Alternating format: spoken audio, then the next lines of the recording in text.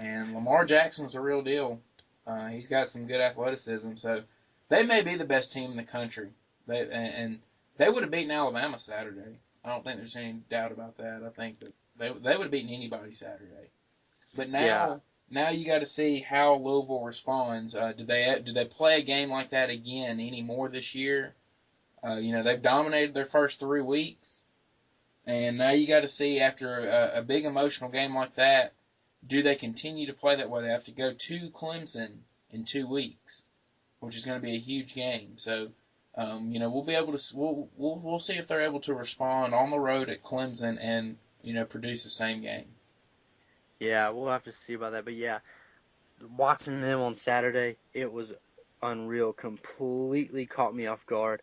Had no clue Louisville was going to come out like that. Uh, they just looked head and shoulders better than FSU. Like, it was not even close.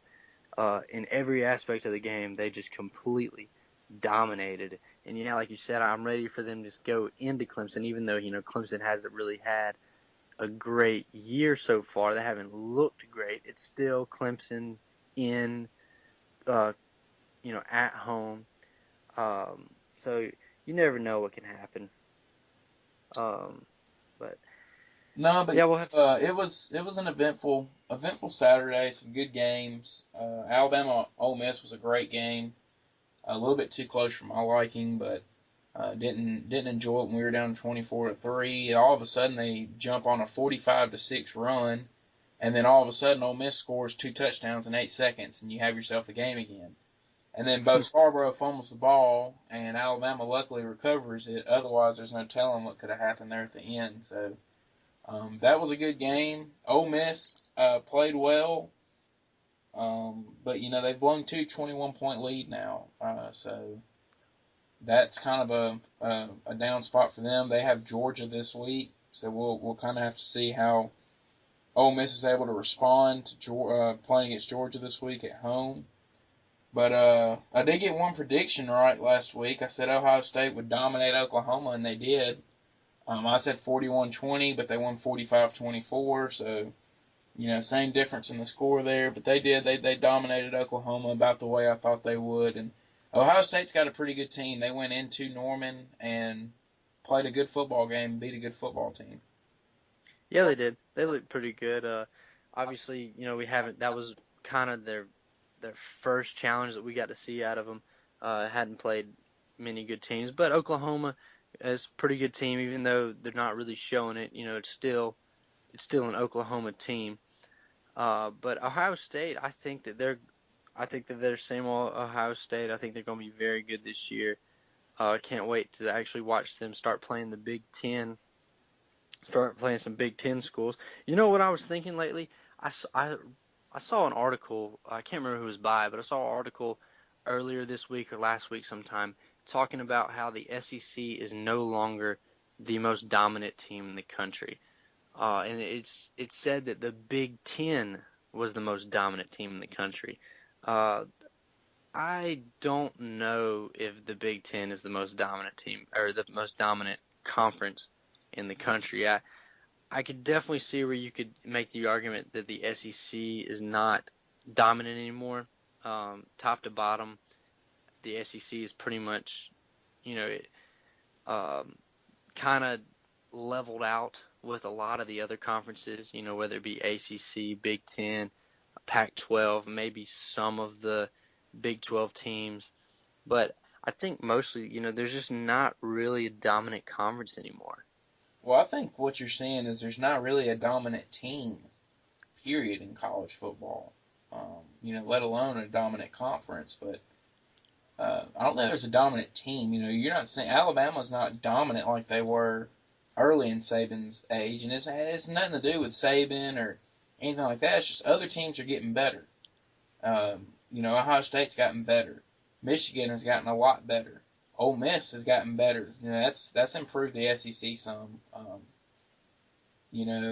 Texas is now getting better, even though they lost to Cal Saturday, which was a surprise. They've gotten better. They've shown that. And I think you just see a lot of teams are getting better. Clemson has gotten better. And Louisville has gotten better. So a lot of teams have gotten, better, which is, it's made it where you don't really have a dominant conference anymore because all these teams are, they're now good and on that level. And what has produced that is the SEC dominance. The SEC was so dominant for so long that teams coaches finally got sick of it, and they've now put together teams that can compete with these SEC teams. So another thing you see is I think that SEC teams now are more even. They're all good, but they're all even. They all beat each other. So that makes the SEC not look as good. But I kind of agree with you. There's not. I wouldn't say that. I wouldn't go as far to say the Big Ten is the most dominant conference now. They only had 5 teams ranked. Yeah, they had 3 top 10 teams. But we're talking about a conference who also just had a team lose to North Dakota State this past weekend. So, Yeah, you're right about go that. and claim them as the best conference, I think that's going too far. But I would agree the SEC is not as dominant, and I don't know if there really is just a dominant conference now. Yeah, and one thing I was kind of wondering is, you know, like we saw with the spread last week on the Alabama Ole Miss game, there was, Alabama was a 10.5 point favorite, and everybody that I saw was like, oh, Alabama's gonna kill Ole Miss, not even gonna be close. And then, all the Alabama fans are like, no, I mean, this is probably gonna be a close game. You guys don't know what you're talking about. I mean, we're still good. Alabama's still good, but I mean, we're not as good as we have been, and plus Ole Miss is pretty good this year, and they were pretty good last year too. And it really surprised everybody that the game was. I wouldn't say that Alabama's not as good as they have been. I think this is the most talented team that Saban's had, and I think once they figure things out, they'll be really really good. But I just think it is, Ole Miss has gotten better. Ole Miss has some good players. And they have some good freshmen. The Stringfellow receiver, he's going to be a mismatch for a lot of teams. He beat Marlon Humphrey multiple times Saturday, which helped them out a lot. So I wouldn't say Alabama's not as good as they have been because I do think this is one of the most talented teams that Saban's ever had.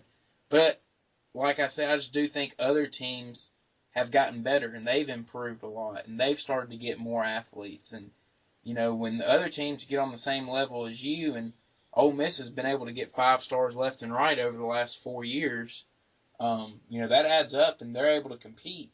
And what I think you saw Saturday was the depth. Alabama has more depth than Ole Miss, and Ole Miss has a bunch of 4 and 5 stars running around on the first team, but then you go to their second team, and that's when they drop off and have these 3 and 2 stars. Alabama can continue to just flip in 5 stars left and right. And I think that's where you saw the difference was Saturday was Ole Miss kind of ran out of gas and Bama just kept pumping. So Yeah. I wouldn't say Alabama's not as good as they have been, but I just think that a lot of other teams have gotten better. And they've Yeah. improved a lot, and they've now started to get more athletes, and athletes are starting to get better. So that's what's made the difference in college football. Yeah, you're right. And I mean, this might be one of the most talented teams Saban's had, but I don't feel good every time they step out on the field. I mean, I feel good. I feel like we're gonna win, but I get so nervous, more nervous than I think I've ever gotten for any Alabama team. Which I guess that just comes with the whole you never know. Um, you're still kind of learning to see how Jalen Hurts is gonna play out. The defense kind of scares me sometimes. I don't want to get in like on a whole spill of Alabama, but I hate the way that we keep running the jet sweep. I hate it.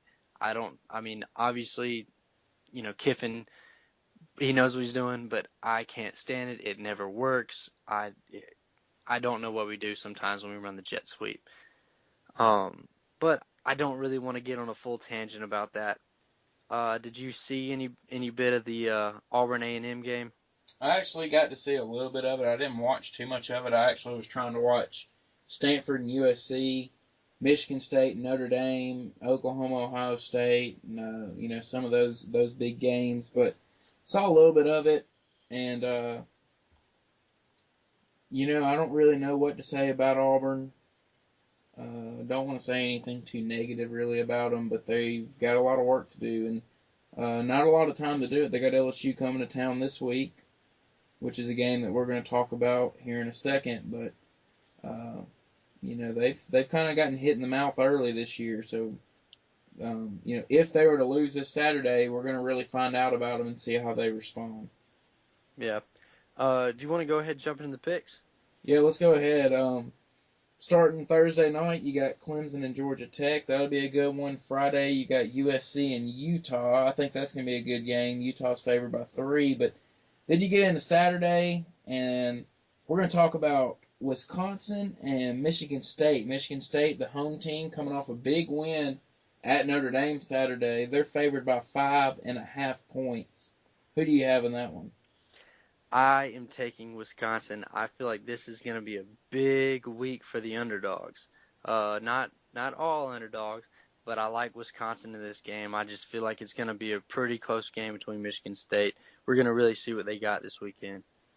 Yeah, I'm actually taking Michigan State in that one. I like D'Antonio. I think he's done a good job there. And, I kind of at first wanted to take Wisconsin, but I do think Michigan State is able to come out and not have a letdown against them. And I think Michigan State covers that and wins by 7 Saturday. So then you move on. And surprisingly, an 11 o'clock start for this game. I was really surprised when I saw that, but Ole Miss and Georgia, and Ole Miss is favored by 7 over Georgia. Ole Miss ranked number 23 now. Georgia ranked 12, and Ole Miss favored by 7 at home against Georgia. So the game is in Oxford? Yes. Game is in Oxford. I got to go with Ole Miss. Got to go with Ole Miss on this one. Georgia, I called Georgia earlier in the year for this to be their year, pretty much. And so far they have really disappointed me. They made me look like a liar. So I'm going against Georgia, and I'm going with Ole Miss to cover 7-point spread this weekend.